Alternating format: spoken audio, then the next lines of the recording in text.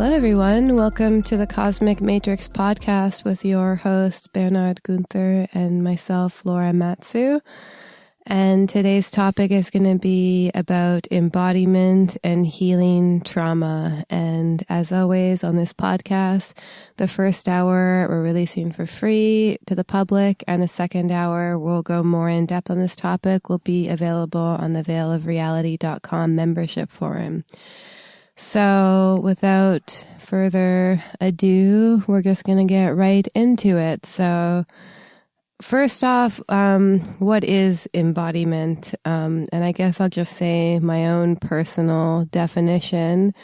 And I'm sure there's many definitions and you have your own. But for me, embodiment is when like my soul and my spirit are basically in sync with each other. Or sorry, my soul and my body are in sync with each other. And I think for myself, it's very easy to disassociate, get stuck in the head, but it's really kind of this alignment. And I think we live in a very fragmented culture where people compartmentalize like their mental realm, their spiritual realm, their emotional realm. But it's really about just being in the body and feeling what that feels like. And it's very easy to say, like, you know, that we're embodied. But from my own experience, embodiment is actually not the easiest process to get into, because as our other part of this title is about healing trauma. And the main reason that we leave our bodies is because we have all these emotions stored in our bodies which need to be processed. So the embodiment process is also interwoven with healing trauma. And I think collectively we live in a traumatized culture. I think anyone who says that they don't have any trauma is basically disembodied. That's just my own perspective. Or maybe they're enlightened. Who am I to say? But for the most part, we all have emotional issues, which are basically trapped in our body as unprocessed experiences. So, yeah, what is your definition of embodiment? I think you have like an official one there too as well, I have an official one, which actually goes very much in line, in tune with what you just mentioned. Excuse me. And just looking at the word embodiment itself from the dictionary, and the root word of embodiment stems from two words, from embody, which literally means in reference to a soul or spirit invested in physical form. In plus body meant the suffix forming nouns. And synonyms for embodiment are actually incarnation, avatar, manifestation. And we know avatar is a manifestation of a released soul and bodily form. In incarnation, a person who embodies spirit in the flesh. So, as you just mentioned, embodiment also is about anchoring the spirit or the soul fully in the body. That soul and body are unified. And it, from an esoteric perspective, it relates also to embodiment, also to the evolution, soul individualization, evolution of the soul, to grow a soul, which many esoteric teachings have talked about. You know, many of us in our culture, we mistake many things for our true being, for our soul, and mostly mistake the conditioned personality, the traumatized, wounded personality with the soul, right? So the process of embodiment, as you mentioned, is about getting into our bodies, but not necessarily just in a physical way of just getting fit, you know, and exercising, all of that. All that is fine and good. But the embodiment process is about bringing the soul to the front, right? So we have a little... Yeah, I think also this is a good time to note that this podcast will definitely include some background noise, including farm animals. And I'm not sure if they picked that up, but there was a tractor that just drove by, and that's just kind of the circumstances we're dealing with. So, we're recording at a working farm in Eco Village, and there's a lot going on. So if you we're here from Vancouver Island. Yeah, it's beautiful here at the Eco Village. Yeah, so that's just a little disclaimer that I forgot to put in. And luckily, it's not the goats feeding time, so we're not gonna get that chaos in the background. But you may hear the random sheep, or there's also a cow that seems to moo a lot at certain times of the day. But I think we're going to avoid that. Yeah. But anyway, I digress. So it's most importantly, it's about not making it a purely physical or mental process. So like even just us describing embodiment, you know, is also creating a mental process about it, but then also through understanding it intellectually, you can use certain practices and become aware.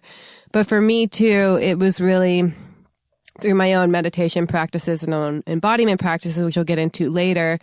It's really about being able to find what that feeling when you are embodied is like. And then anytime you get out of body, which is going to happen throughout the day. Like, I don't know very many people who are going to be embodied all throughout the day. There are people out there, especially people who live really in tune with nature. I think that's a really important thing. Like, anyone who's like on an iPhone or very has a very computer heavy a job basically is going to be disembodied a lot of the time. And even people who are like in academia where they're very intellectualized. So it's about bringing yourself back to your body all the time. Like the body, especially people who have like trauma, they tend to disassociate a lot. I know that's through my experience. And that's also, a survival mechanism of the soul in a sense. It's like the pain that it would feel to process an experience almost overwhelms it, so it kind of exits the body. So like it's really important to just have compassion for yourself and see that this is a very big collective and very normal thing. Like, I go out everywhere. When I'm in the city, I just witness people who are just not there, not present, fully embodied, because it's not an easy experience to be fully embodied, as I mentioned before. So I think we just really want to make sure it's not about a purely physical or mental process and take into account the mind, body, spirit perspective. And that what reminds me also with mistaken embodiment is being more in touch with your body, but not mistaking it of just the physical aspect of getting in shape. Otherwise, like every Cirque du Soleil acrobat would be embodied, but that's not necessarily so. Or even people who work out a lot. Sometimes you can actually even use physical activity, working out, building more muscle to become actually ironically more disembodied, more that's very common, desensitized, yeah. Right?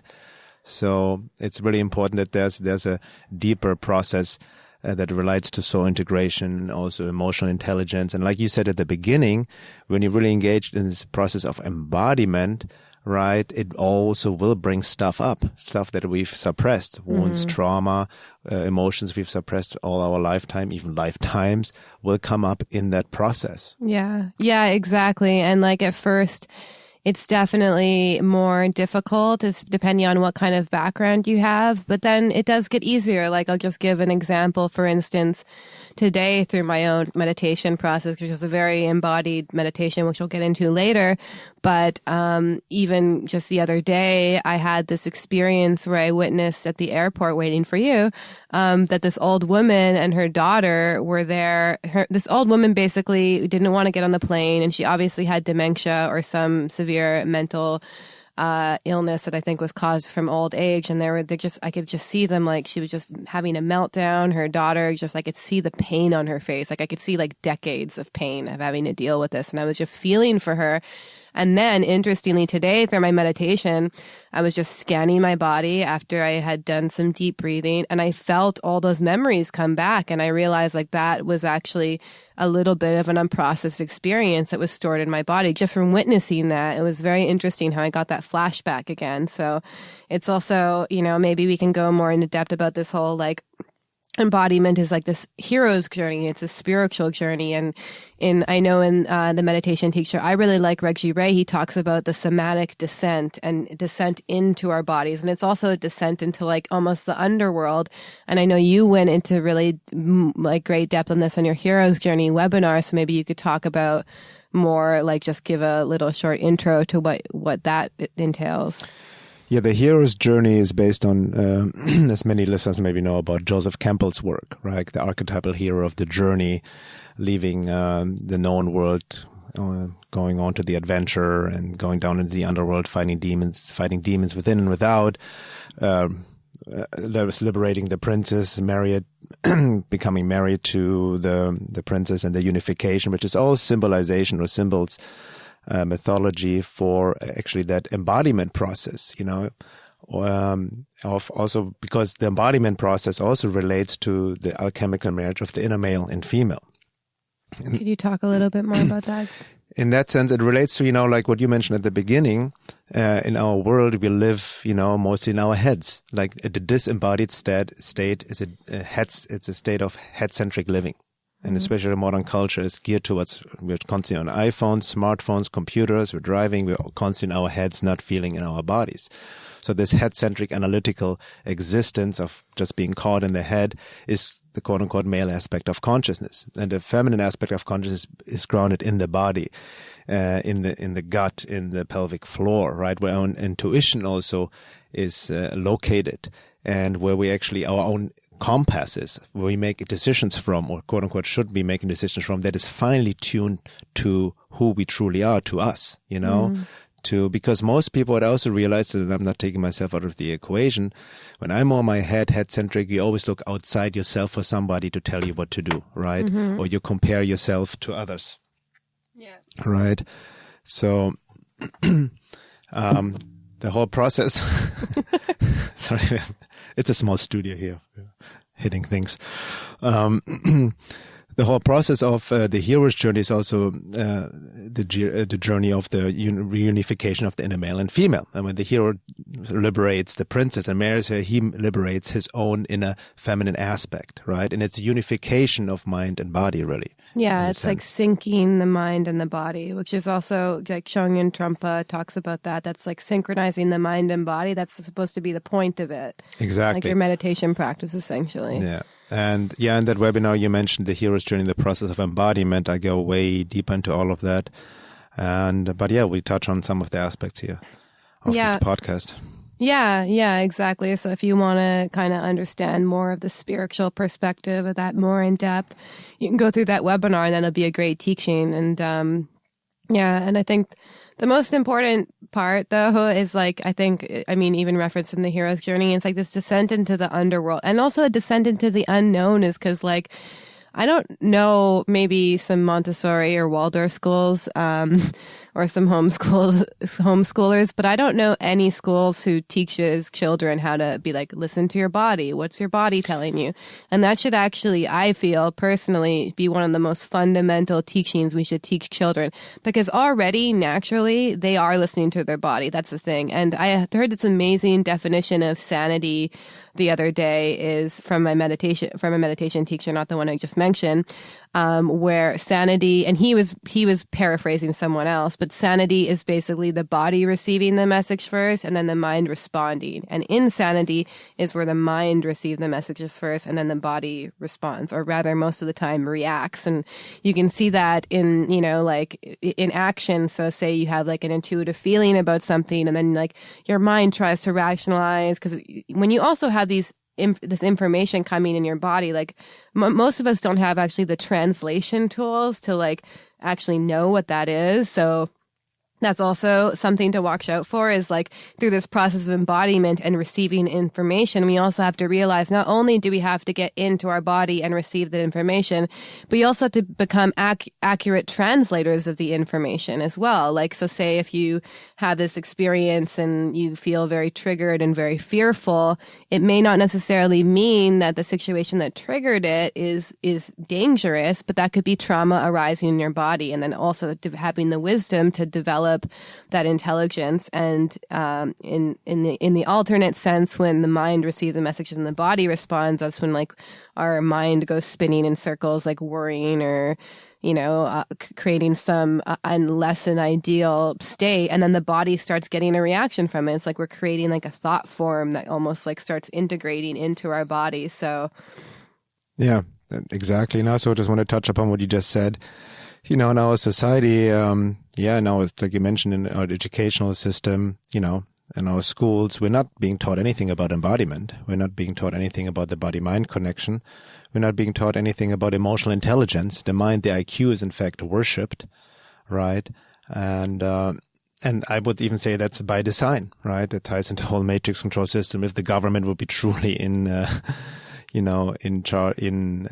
service for the people, we would also already, being taught all these things. And like you said as well, children are naturally already, before they become conditioned, before the essence being pushed down and they're being formed into a quote unquote programmed entity, so to speak, are more already in touch with their bodies and truly in touch with their own inner guidance, right? Yeah. But it's being discouraged, or, if you've been told, don't trust your intuition, don't trust your feelings, that's not rational, and all these words we've been taught.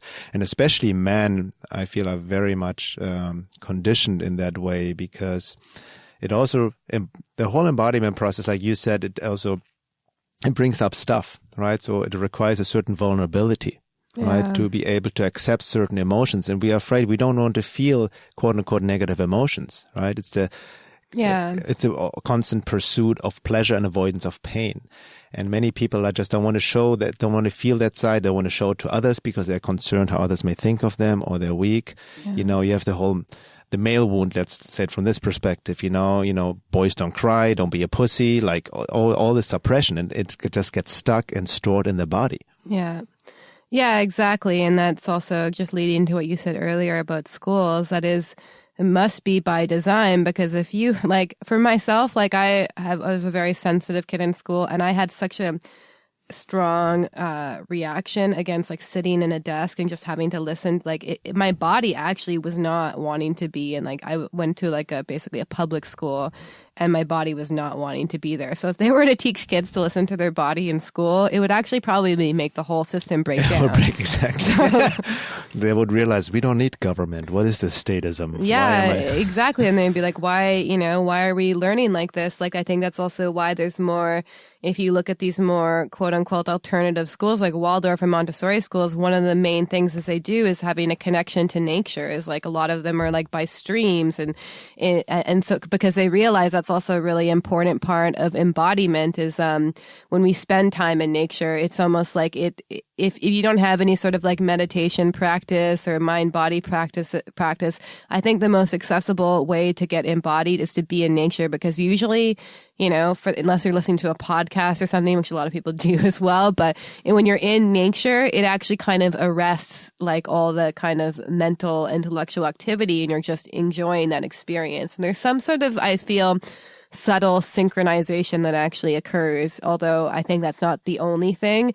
But I think that just being in nature can give you more of this experience of like being in tune with the elements and being more in tune with that feminine side of us. And I know personally, like maybe we can just touch on our own personal experiences with embodiment.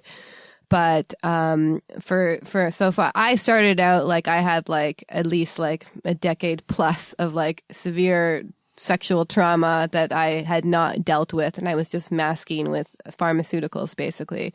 And that all came crashing down, and at a point basically the pain overwhelmed. Either I was going to take so much drugs that I killed myself, or I had to stop doing that and start addressing my trauma. So for me, the gateway was just doing yoga, which, by the way, like I don't even know why. I just knew that yoga made me quote unquote feel better at the time, but what was really happening is it was releasing trauma from my body in a slow process. And that's also why, by the way, a lot of people enjoy yoga, is because it releases these stored emotions in their body. So even although the asana practice is only one aspect of yoga, that's actually why it's so popular, is because it gets people into their body, breathing into their cells again, and that just releases trauma.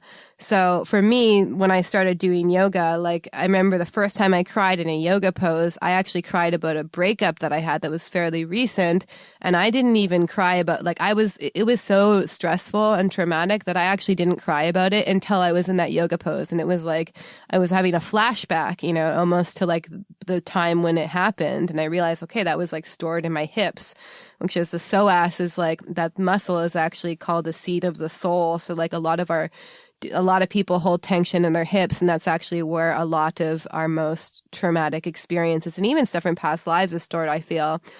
So anyway, leading into that, I also started meditating and doing body scanning, which I can go into more detail later. But then I also started spending a lot of time in nature. Like it was just a natural progression. Like I was doing yoga and starting to do meditation, and I just spent hours in nature. Like it just felt very good for my body. It was like something was recalibrating. So that was kind of my introduction to like embodiment in that sense. And I can go into more depth later. But yeah, I'm interested to see what your first experience is like, because I know that you were very like head-centric for a while. So how did you get back into your body? Growing up in Germany, very much a lot in my head. It also relates, a couple of things that came to me as you were sharing in general relates to be embodied, or like really being in your body and getting the messages from your body also implies to be in the present moment, in the now, and not getting caught up. And we always in our heads most of the time thinking about whatever thought loops about the future of what you should be doing, have to do, including stress, fears, worries we make up, right? Or wishful thinking, dreams, hopes, all of that. Or we are most often stuck in the past of what we should have done, should have said, regrets, nostalgia, sentimentality, resentment, anything. And it's a lot of us are just caught in these mechanical thought loops, and we never question these thoughts, but they prevent us from being in body, from getting the message from the body, because besides the embodiment process of releasing past trauma, wounds, and just clearing all of that and feeling yourself through it, our body has also this amazing body intelligence and gives us signs of what is good for us and what is not good for us. Not only like nutrition, food wise, but also in terms of making decisions, right? To try this trusted intuitively body response coming from the gut. But my personal experience when I first had this experience of embodiment, so to speak, without knowing that term or even having any concept about it at all, was when the first time I received a massage out in the desert. And I shared that experience in a previous podcast when we talked about medicine plants. And I was receiving my first massage when I was on psilocybin mushrooms.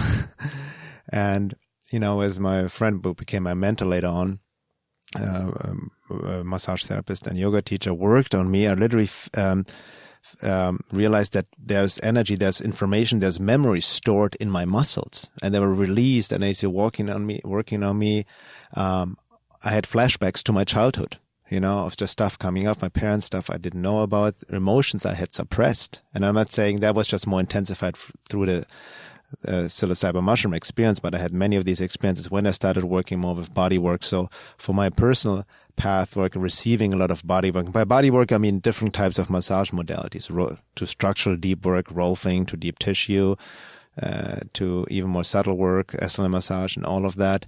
But it helped me to release emotions or experiences that were literally stored in my body, and helped me to get into my body, out of my head, into my body. And, just realizing that everything in our body, our bones, our skin, our tissue, our muscles, our fascia, store information and memory. It's all in a sense, our body is almost our walking biography, right? It's just in there. But most of us, we just suppress it. We're not even aware of it, because most people in their heads, and like you mentioned before, many people actually, we talked about this before, many people suffer, but they don't know that they're suffering because it's so dissociated, right? Or addiction comes in. Anything can be addiction. In terms of avoiding what escaping certain emotions or feelings or experiences, right?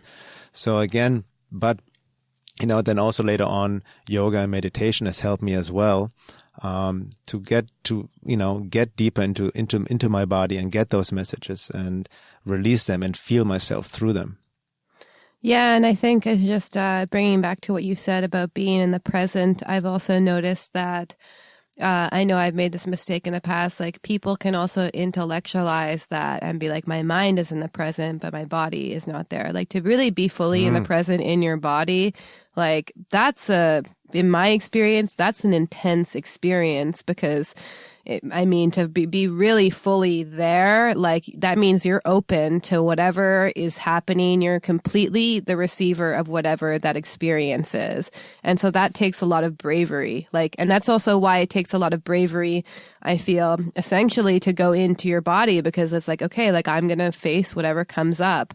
And, I noticed, because my practice has evolved, even though I still do yoga regularly, it's more about doing meditation practices where I scan my body. And even today, I was doing a body scan, and I started at my feet, and I noticed even the feet hold a crazy amount of tension all the time. And when I first started doing this, I actually couldn't feel my feet at all. That's actually very common. So there's two ways that people kind of respond to events that happen to them. Either they suppress the feeling or they check out and they go numb. So that's like the common way. And the other alternative, obviously, is to like fully receive that experience and process it and to go on whatever journey that feeling wants to take you on. And I mean that in the sense that, like, so say if we experience like a heartbreak or loss or whatever, we have two choices, or a few choices, like we can either check out and suppress it and just move on with our lives, and that's going to be stored in our body somewhere, or we can go numb. And the other thing is to go on that journey that breakup wants us to go on. So going through the grief, the loss, or whatever, and going through that an internal process, and I think the most important thing is like not externalizing it. Like I see also another thing just to note, when people say they're like acting from a body place, the ego can easily use this concept and hijack it and be like, oh, I'm feeling this way, I need to act out this way or whatever, and use it for justification for certain things. And that's also just a form of acting out. And it's a way of offloading that energy. And I think, as much as, yes, we do need to respond to the events of our lives, like a lot of the stuff that's stored in our body, like that's an internal journey that we need to go on. And that's also we need to become comfortable and familiar with. Or projecting it on others and these kind of things. But Yeah. what you said, I've definitely, I am quote unquote guilty of that. Especially in the past, I was also, intellectualizing that concept of embodiment. And I thought I was embodied, because also ties into, back in the days, reading or studying a lot of esoterica and spirituality and these practices, as well as psychology. I realized a lot of issues I had, or like that came up for me from childhood and related to, just growing up and all the childhood wounding. I realized them more on an intellectual level. Meaning I knew what my issue were, for example, childhood wounding with my parents, but not on intellectual level. But then the mind was tricking myself, basically, now you know what the issue was. Now you understand it. So you can let go of it, because that's, the trap of the mental mind of just rationalizing or just giving an analysis and explanation. And then the intellect gets satisfied by that. Yeah. You know what I mean? But then later on, I had to go through quite some, humbling disillusionment experiences to realize how I was lying to myself and avoiding the process within my body, because true healing happens and needs to happen through the body. The body needs to release it, right, in its own way. And it's important also, what I realized then, to actually in that embodiment process to not let the mind engage in the sense of falling into the trap of just analyzing what comes up. Similar when I do body scanning like you, we can talk about body scanning as well. I like to hear what you do, that process, especially meditation. I think it's a very important and powerful process, because meditation, as you know, I think we've talked about it before, can also be easily used to become dissociated actually and not stay in body. Yeah. Right. But, when you truly go inside and also not let the mind, body scanning implies not to analyze with the mind what's going on, right? Not to judge it as whatever good or bad, not putting any labels on it. And even the sense, what my experience anyway, not trying to change it, just putting the awareness on it. Yeah. And be with it too. And I like just relating to what you said about what did you say about the meditation and using it as a spiritual bypass? A lot of people who are traumatized, their whole thing is disassociating. I know that from my own experience and the people that I work with. And so a lot of the techniques, the meditation techniques, especially like guided meditations and all the new age meditations, the whole, a majority of them actually are out of body. And even I heard something interesting about if anyone's taken the Vipassana retreat course, Vipassana actually just means clear seeing, but then Vipassana has been like rebranded by this guy Goenka, and he does these free, it's actually a great service he's doing. He does these free silent retreats for quote unquote free. They're kind of by donation. But he talks about, the meditation teacher I work with, he talks about how in the beginning of those meditation retreats, you just focus on breathing through the nose and noticing that kind of around your nostrils, the air coming in and out of your nose. And that actually also creates a very head-centric, out-of-body meditation experience.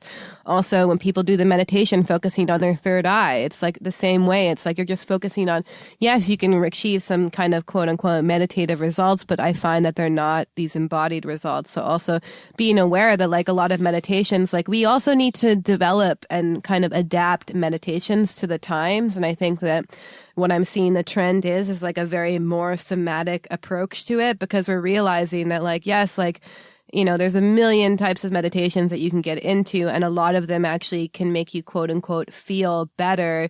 But if your soul isn't making progress and you're still like repeating the same patterns in your lives, I would say that's a huge indication that there's something basically trapped in your body cycling over. And you can talk about the holographic kinetics, how they approach that. Yeah, before I want to get into that, I want to just respond to what you just said, really bringing it back to that process of embodiment, because what's the whole purpose? What's the whole point? The process of embodiment brings up stuff we have suppressed lifetimes, or, whatever that is installed in our body, karma trapped in the body, so to speak, wounds, everything. But the whole purpose is to, connect to who we truly are, our true self, to anchor the divine in the body, right? To not escape the world. And many spiritual teachings or approaches have also been distorted this way, to trying to escape the world, like move into the Himalayas, into a mountain, and just be out of body, transcending. And instead of, no, we need to anchor the divine here in this 3D world, in our reality. We chose to be here, right? To spiritualize that. And so the whole goal is so in the sense, it ties into the awakening process. It's to remove everything that's in the way of who we truly are, all these layers of armor, of programming, conditioning, of wounding, right? To connect to our true essence, to find that kingdom within, basically, right? So that's the true process. That's why at the beginning, definitely it will bring up a lot of shit, so to speak, right? That's why you actually, ironically, if you do meditation practice, quote unquote, correctly, or the embodiment practice, it will bring up your stuff. It's not going to lead you straight to light, love, and bliss and unicorns and all of that, right? That can be in many ways actually a faux, enlightenment experience. It's like a dissociative state in a sense as well, right? But it's not grounded, embodied in reality. Yeah, exactly. And there's definitely different stages through that process. Like I know, I've just noticed through my own journey, and this could be different for everyone. I'm just speaking for myself, but the first stage when you are meditating into your body is the mind will go literally insane. Like it'll just be like, oh, here's an idea. Like it just starts trying to, and it's almost, it's such a trickster. It's really trying to pull you out of that moment, because that's also how the mind keeps us disembodied, is by jumping from idea to idea and one thing to the next, like you have to, but the interesting thing is like the less you stop responding to that energy, it's like a little kid who's like having like a temper tantrum or trying to distract you. It's like you just kind of not feed it, and then eventually you start getting into the deeper and deeper layers. So first, the mind really goes crazy with that, because that's how we stay disembodied, is by constantly following these impulses. And then once the mind kind of quiets down a bit, that's when we can start feeling more into the subtle feelings in our body. And it's a very I like what you said earlier about not even myself getting caught in this story. I just realized, as you said that, about the old woman at the airport that I saw, that I felt was stored in my body. That also, I have to check myself. That also is a story that I developed. I was feeling some sort of suffering or pain and whatever, and then just not attaching to the story, and then also receiving it as almost as purely phenomenological experience. You know what I mean? Because it arises, what does it feel like? How is the sensation? Is it hot? Is it warm? Where is it in my body? Is a really key question to ask yourself. It's like when you experience something. So say if I walk into a room and I see someone, they say something hurtful, where is it in my body, and what is that feeling like, and just exploring that and developing a curiosity towards it. Whereas the typical response is we walk in a room, someone says something hurtful and you feel it, you act out or you blame them or something. But trigger. Exactly. Yeah. And one thing that keeps repeating in my mind lately is there's this idea of the tantric consort in true tantra, not neo tantra. That's your ultimate teacher. And the ultimate teacher is actually going to be the thing that triggers, the person that triggers you more than anyone. So for you, that would be me. But in a sense, it's about also, it's about treating reality as your consort. So that reality is your teacher all the time. And also just using every experience that actually triggers a deeper feeling in you. That's actually an incredible teaching for you. So whatever it's bringing up in you is going to actually now I treat it a completely different way. Although it's obviously not always easy in the moment, but when I get triggered in a moment, because I do know my tendency is to disassociate and suppress like everyone else. If I get a feeling that is inaccessible to me normally, like anger is one of them coming up, I know that I must have opened up a lot for that to actually arise in me, because I know just from my own experience that there's certain feelings that are very inaccessible, but I know are under the surface. So when we start experiencing emotions that we haven't experienced in a really long time, to also have look at them as like gifts. It's like, wow, like something opened up. I'm finally able to feel that and process it because it was lurking under the surface. Mm-hmm. Yeah, it's all about, especially when that's also a sign when you get disembodied, or that you're in a disembodied state. If you get triggered and right away fall into the blame or victim trap, so to speak, right? Or rationalize the mind. Also, when you talked about the mind, trickster of the mind, whenever the stuff comes up, and we talk about this sometimes, the mind right away wants to find a reason, mm-hmm. right? Of why this happened, why I'm feeling this way, and then, look at astrology transits or anything like that, like this, moon is in Capricorn, that's why, blah, blah, blah, blah. It's, whatever. Yeah, but how does that make you feel when that happens? Does it resolve the feeling in your body when that happens, or? Yeah, exactly. So you can use these as a tool, but also you can use it to bypass what needs to arise, or anything else. We can this is related to my mother, and my point is what you said. We can easily get lost in the story, or trying to make up a story to actually to self-calm, to almost bypass the process that needs to come up and happen, That's why you can also actually, on the other side of the coin, process emotions, wounds, and trauma and heal them without actually knowing a story, without getting attached to it and just because I feel truly, and I know myself, having worked in my bodywork practice with clients over the years, and myself, the body has its highly in tune intelligence, and it's always striving towards health and healing. It is healing itself if we just let it be, if we just give it the space, if we can tune into it. Right? Give it the awareness. But for that to happen, we need to get into a relaxed state, because, the ancient yogis with what you mentioned, the physical asana practice, which has become obviously very distorted in the West, almost more like a fitness workout at this point. It's actually taking people out of body now. Exactly.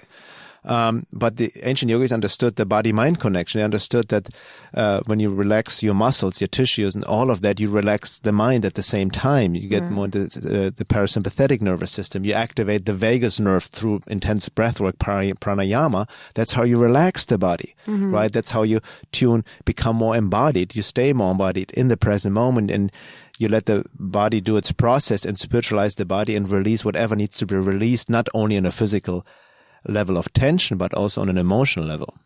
Yeah, that reminds me too. That's one thing that started happening to me a couple years into my own meditation process is I would have literally just the most painful experience of suffering arise in my body. And since my meditation practice calmed this kind of incessant thoughts in my mind, it was just pure, I would just arise in my body, no story attached to it. And it was just, I had to just be with that. It had no story. It was very interesting. And I remember really when that started happening because, normally, because there's also deep trauma that probably happened years ago and nothing was going on in my life that I could basically blame it on. So I just had to experience that. And it's also, really important to note through experience and being with our own emotions and going through this embodiment process, it's an act of compassion towards ourselves. Think about when we're suffering or let's put it in a different perspective. If you're being around someone who's suffering and some part of you emotionally checks out, that's not compassionate. And the only way to learn how to do that is to do that with your own emotions. And I realized that this is a practice that we're trying to develop. And I feel just in my own experience that the reason that, these quote unquote enlightened people are known for being quite compassionate is because they've made this journey with their own emotions. So nothing's going to like shock them anymore. It's like with Buddha before he came enlightened, every single lifetime flashed before his eyes. But it's very important to note that wasn't all amazing. He had been everything. So you're making that journey in your body. Like you're making the journey of like, and this is not stuff that you're going to like about yourself. I heard a quote the other day. It's like the part of the personality that people identify with, the 1% that they like, that's actually not their true self. And the other 99% that they don't like, that's actually who they truly are. Yeah, that brings up a very important point. And that ties into also more into kind of, the limitation or tunnel vision, of just Western psychology in general, right? Which just always relates to everything in childhood trauma and all of that. But a lot what we care in our bodies is related to past life trauma, past like karma in the body, literally, or karma in general, which that alone can already be triggering for people because some people don't believe in karma.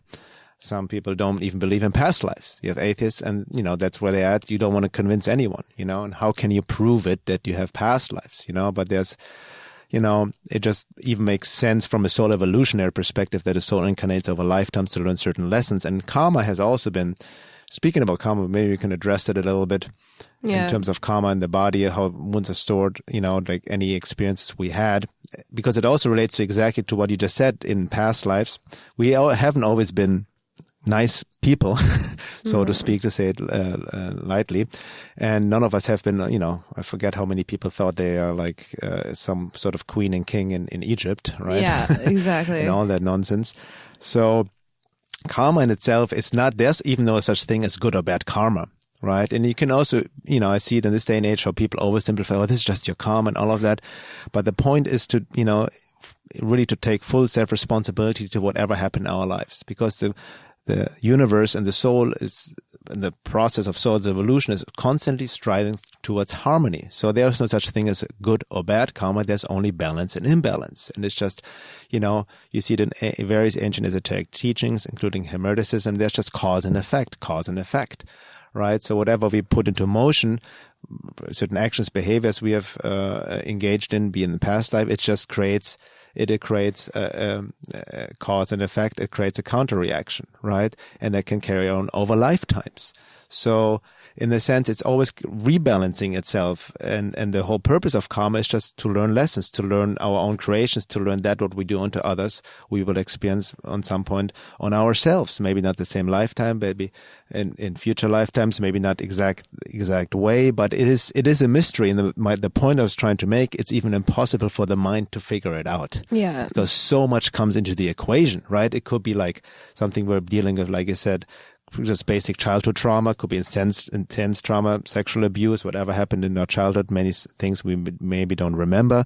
It could be very slight, just growing up in a society that's out of tune with nature and spirit. So that's already like creating trauma, wounding itself. It could relate to past lives. It could relate to our ancestral line, genetic line. We also carry the trauma of our ancestors when we decide to incarnate into a certain genetic line. Right. And then our past lives, we could have been a complete different race, male, gender, and all of that. Then on top of it, you bring in, traps of agreement in regards to occult hostile forces, entity interference, and all of that. And then in this day and age, more and more is coming up. So it's impossible for the mind to really figure out what it is, right? So but through that embodiment process, through going inside and really we also then connect with something deeper, with the divine, we actually, engage in a process where we also need to surrender to and trust it and have faith, right? Without the mind over-analyzing and not getting the mind trapped in its own game, so to speak. Yeah. That's why I'm not a big fan of people who use it's your karma to shame other people, because I feel like if they truly understood the process of karma, they would actually also see, in a sense, like I see karma, cause and effect. It's actually a very compassionate action. Like it's not about blaming or shaming yourself and being like, oh, it's my karma, that's why I feel that. Like you're missing the point of it. It's about just having that compassion and kindness towards yourself to be like, I'm going to feel whatever unprocessed experiences are stored in my body. And then this whole topic of how karma is stored in the body, and also the various traps of agreement where we get into. We're actually going to do a workshop this weekend, which will have already passed by the time this gets released. However, we're also going to do a full webinar on this because this is a really big topic on its own. It's actually really the purpose of meditation. I'm finding out more and more in my own perspective, but is about releasing all this karma in the body, and that's actually what gives us a sense of freedom and open us up to the sense of compassion, because it's really important to also see how, like, it's almost like, I like this analogy that this Reggie Ray uses about how, like, you know, this energy emerges from the earth, and then our ego, the sense of ourselves, holds on to it in the body and as a process experience. And the way that this kind of is an action, it's like somebody says something hurtful to you, your ego is actually threatened by the fact that they said something hurtful to you, takes it personally, and it's almost like holds that energy in the body and tries to keep it for itself, you know, rather than being like, oh, you know, this is like a pain, that person's in pain, they're projecting it on me, I'm gonna, you know, go through whatever journey that thing wants to go on. Not to say that you don't need to make boundaries, etc. But an interesting thing to note is also the body actually doesn't know boundaries. So when you make a boundary intellectually, yes, you can like kind of distance yourself from that person. But if you're around that person all the time, even if you made that intellectual body, I can tell you from my own experience that your body will still be feeling whatever energy that they have on them. So it's like, you know, as important as, you know, the topic of boundaries is, it's also can easily be used as this purely intellectual experience. Like I can't make a boundary against you right here. I can be like, I'm making a boundary against you. That's be a purely mental thing. You're right in front of me. Right. Would you say if you also then, okay, there's a mental boundary and the body can still affect, but would you say the more embodied you are within yourself, the less other people, other external circumstances have a quote unquote negative effect on you? I think it just depends, right? Like on what, like, so if I have a trauma that's connected to the way that you act out, then no matter how embodied I am, if I have that in my body and you're because triggering you that, still have that within yeah, you. exactly. Right. I'm going to have to go through that experience. So I think that, like, yeah, I mean, I think that there is a thing I've noticed that people who can be like in quote unquote, like empaths, hypersensitive people, they can actually be not in their body. They're constantly picking up other people's energies, you know? So I think there's a certain extent that's what I true. meant. Well, I'm trying to hint at like the idea what you said, because everybody's an empath in this day and age, apparently. And there's something to be said about some people are more sensitive, and I can relate to that, and we pick up other people's energies more easily, but you can use this concept very easily as a bypass or a justification. Yeah. You know, oh, I'm so sensitive, I cannot be around this person, that person, when in fact it's also your responsibility to, be able to handle these situations in a sense by being embodied. And I remember I mentioned, I think that in the past podcast before, Philip Shepard, he talks a lot about the embodiment process, and he has written some excellent books, New Self, New World, The Radical Wholeness. I can recommend his work, by the way. I took some workshops about him. He also talks about the whole alchemical marriage of the inner male and female as part of the embodiment process. But when I, told him this thing that I'm kind of sensitive around certain situations and people, and I can be oversensitive, and he said something very interesting back to me. He said, there's no such thing as oversensitivity, there's only lack of embodiment. So if you're truly embodied, also in the sense of like having a high level of being and anchored within the divine, right? I think that's, a high level of being, you can be in any circumstances and your peace cannot be distorted. Depending, though, I feel like, it depends, yeah, because so even if I'm embodied and in my body, and some person comes along who's really a teaching, who triggers something that's still suppressed in me, I think that there's a certain point of embodiment. I don't think that, I think that's a high level of being. That's a high level. I'm not even comparing myself to it. When there's let's say Let's idealize. Yeah. Hypothetically, like you have resolved your trauma, everything is gone, you're fully embodied. Yeah. Means I'm basically being enlightened. Yeah, but I do notice that most people who are like very out of body, they tend to be overly concerned with what other people are feeling, and then they're actually like, that's the thing, is like they're picking up other, like the person who calls himself an empath who can't go on public transportation because they pick up every emotions. That actually was me at one point, but that was me because I was very out of body. So like as soon as and so if you're out of body and you're kind of, your consciousness or your awareness is almost in the environmental realm or the etheric realm, everything that's in there, people's thought forms, people's energies, you're going to receive. However, if you're in your body, the more, like, especially if you're working on a meditation practice and you're kind of clearing the vessel, however, it doesn't mean stuff isn't still going to come up. I think there's a difference between hypersensitivity and then stuff coming up, if that makes sense. Yeah. And also being able to determine which stuff is yours and which stuff is mine. Like if I'm out of body, someone walks in the room. That's a very important, I'm sorry, but I was saying that's a very important distinction you just made. Yeah. About like when I'm hypersensitive because I'm out of body, or actually some trauma truly gets triggered within my body. Yeah. Right? Yeah, exactly. And being able to determine what's mine and what's another person's as well. Like, I think that especially like with the enmeshment that happens in our relationship to an extent, like it's like we're so, there's many different joinings together that happen, which is natural in the process of our relationship. But then also in a sense, like, like it's all determining as well. Like, I know from my own experience that it doesn't actually help me. So say if someone's going through like a huge crisis, yes, like I can feel for them, but if I get really wrapped up in their experience and the drama of it, it actually doesn't serve me to help them. Because it's very interesting. I can relate to that, like you mentioned, because I used to do that, in my own process, being very sensitive and being very overly concerned how other people feel or they're doing. Yeah. Having people pleaser syndrome. Yeah. Right. Or in past relationships, codependency issues, just to kind of like, is the other person okay? Are you doing fine? Is everybody okay? But I realized, on a subconscious level, was not just being actually sincerely concerned if the other person is fine, good, but also was my own self-interest because, as long as the other person feels good, I feel good.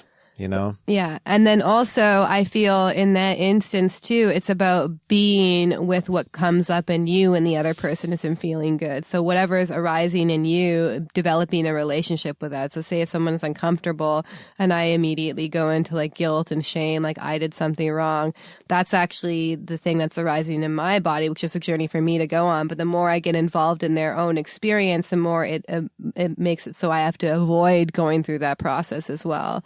So it's easy to like react from that space as well with whatever comes up, but it's about like returning to that. And I really love the analogy, which I've said several times in this podcast, about this journey that this experience wants to go on. Because I think especially for people who meditate for longer periods or more experience with it, like, like you'll be feeling, I notice when I do meditations on the heart, at times it would just feel, I wouldn't feel anything there. And at some point I'd start to feel a little bit of something, like a little bit of just pressure and movement or energy there. And then, there would be like anger or something underneath that would be sadness. So like there's this whole like, like individual hero's journey that any tension in our body wants to go on, and it's about being able to be with that and see that journey for what it is. And also, I think it's just important to note, we maybe can go in this further in the second hour because I see that we're running out of time, but we live in this very technologically focused out of body culture. And especially, you look at people, how they use their smartphones, they like tilt their head a little bit down, and that literally cuts off the energy from your head to the rest of the body. So you see, it's almost like by design that like people are like getting out of body and very in their head. So I think it's also important, to take time away from technology, from all screens, and just be with yourself, like in your body, like meaning no distractions, even reading and podcasts. Like, yeah, that's amazing. I love them, but just to be with yourself, like every morning, like especially if I meditate sitting or I'll do it lying in bed and just scan my body and just start the day off that way and just developing these kind of positive habits. So maybe we can go more into the specific embodiment practices we use, because that's one of mine. Yeah. It's like every morning when I wake up, sometimes I don't feel like doing a full seated meditation because that's getting the posture right is a process in itself. And sometimes I'm just tired. So I'm like, okay, I'm going to be with this tiredness, but I'm not going to just be with it, you know? And I think that's also the thing is we live in this culture, not only technologically focused, but it's always like go, go, go, like produce, produce, produce. And this is also very subconscious. It's almost like the wound of like capitalism. It's like just not listening to your body is actually, I think, a collective ancestral wound as well. It's like you need to work to survive and stuff like that. So, yeah, sorry, you wanted to say something? You know, because just it triggered me. No, no, but I can relate to that. For me, I think that's I feel I'd blame my Germanness to it or something like always feeling I need to be productive, always needing to do. Yeah. And the big journey in my life has to like, even when I'm watching movies or anything, like I always feel like it needs to be something insightful I can learn from and allow myself almost to be lazy of non-doing without the internal pressure I always have to do and go on and, you know, and some, you know, I've worked a lot through that. Some people can be in the opposite spectrum and just can get lost in quote unquote laziness, non-action, and just, you know. Sometimes they're very disembodied though too, because lazy people, like, I mean, out of it, the conventional, like when I think of the Western lazy people, it's just like watching Netflix or like, you know, escaping into like media and stuff like that. Like, so. Yeah, like I think that it's basically just collectively we're dealing with this like culture that needs to embodiment also means slowing down to me. So like we need to slow down everything, and this is going to change. Like if people start actually becoming truly embodied, it's going to change the whole culture. Like the whole world is going to have to reevaluate itself. So. Yeah, we can talk about that. Definitely want to talk about that in the second hour, going a bit deeper also into the whole matrix control system and how this way of living in our modern world, quote unquote, first world, is designed to be disembodied, you know, to live a head-centric existence. And that ties also into something I definitely want to get into in the second hour, into transhumanism, AI, especially from a hyperdimensional matrix perspective, how it relates to soul snatching and keeping us in a disembodied state so we're easier controlled. And, you know, and also would love to, in the second, as you mentioned, maybe we can give the listeners some more practical advice or guidance or practices, or like you did I think you did a very a great meditation at the Cold Forces webinar, which I've heard helped a lot of people. So maybe you can do a little guided meditation in the second hour. Yeah. In terms of the body scan, what you just talked about. Mm-hmm. That would be helpful. And and go just a bit deeper more into how this also relates to the time of transition in the collective, right? Because it's more and more people see the necessity of becoming more embodied, of like seeing even through the commercialization of yoga, right? So there's some shift happening as well, but at the same time, there's also the matrix on overdrive to keep people like in their heads, to keep them disembodied. AI is you know, transhumanism is almost the end game of the hyperdimensional matrix as I see it. Right. And what else? So more topics that we're going to get into in the second hour is about also, I wrote down sickness and a healing crisis. So whenever people are sick, actually, it's amazing experience for embodiment because you have to be embodied. Like it grounds you when you're sick. So that's also initiation, I think. That's what happens too when people are living out of body and not listening to their body is main thing. People get sick. It just happened to me. That's why I'm sniffing and like kind of sound congested right now. So, and then also, and that creates an opportunity for healing. And then another thing to get into is also just this response versus reaction. So like, you know, what is it when we're acting from an embodied place? Like, how do we act, how do we actually do that? Which is, I think, just an exploration on its own. And then, just basic embodiment practices that we use. And by the way, like, if you really want to go super in depth about this, we're going to have a whole program designed about it at our upcoming retreat in June. And I know we have, as of recording this, we have a couple spots left. So hopefully by the time it releases, we'll still have those spots left. A couple of spots left, So, and that's something we'll guide you through because I find that, you know, especially doing it in nature, we're going to be in the Peruvian jungle. It's very helpful to have a guide in these experiences. Like I know for myself, maybe the positive side of having like Japanese German nature is I can be very disciplined, like when I want to do something. But a lot of people actually need a guide, and you can also learn a lot from a teacher. Like I'm going to do yoga practices based on the different elements of nature. So see how they kind of all interwoven. But the main focus on from a spiritual perspective, along with all the workshop topics we're going to get into, which are listed on your website, but it's about embodied meditations and learning how to listen to the intelligence for a body. And especially also being, like you mentioned at the beginning, key point is that helps is to be in nature, and literally going to be in the middle of the jungle, beautiful, surrounded by waterfalls and rivers, and just even hikes in the jungle, and using, these concepts in the sense of like, it's also, like you mentioned, it's easier to get into our embodied state when we are out in nature, supported by these energies and tune into these frequencies, right? Which we have become desensitized from because we live on concrete and always rushing, especially in our everyday life. We're always in the same patterns, right? We have our own program mechanical behaviors. Each morning we get up, check the phone first thing, and it's very mechanical. So there's not much awareness or conscience behind that. Yeah, exactly. And that's also, it's about, kind of setting yourself up to these kind of positive embodiment practices. And that's also a good thing to note. I realize too, the more I work on these embodiment practices, when I wake up and I check my phone first thing, unless it's just to check the time or something, if I check with my phone, I'm like, oh, like it doesn't feel good to me anymore. Who pressed like on my Facebook posts? I don't care about that anymore because it's like out of hand at this point, but it's just like, that's the whole thing. And it's like people also sleep with their phones next to their head, which is like insanity. So, but anyway, so. Also, we can talk about this as well.